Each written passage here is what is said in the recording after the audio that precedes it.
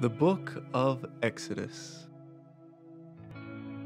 A tyrannical ruler, an oppressed people, and incredible miracles all set the stage for God's amazing plan that the whole earth would come to know the God who is. Really, this story starts back in Genesis. God told a man named Abraham that his descendants would outnumber the stars. He and his wife thought this funny because they had no kids and they were really old. But sure enough, God gave them a son, and his name was Isaac.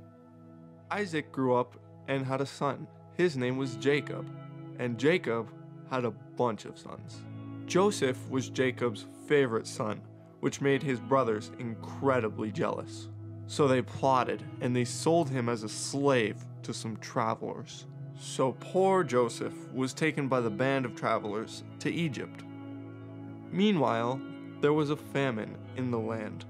So Jacob took his sons to Egypt in search of food.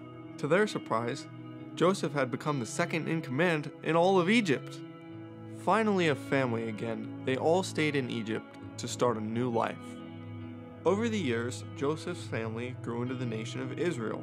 They grew so much that the Pharaoh became afraid that they were going to revolt against Egypt. So he began to oppress them as slaves. It got so bad that the Pharaoh ordered the Israelites to throw all of the baby boys into the river to drown. But there was one mom who would not throw her son in. Instead, she made a floating basket and put him inside. And it worked! The Pharaoh's daughter found him and raised him as her own son. This boy's name? Moses.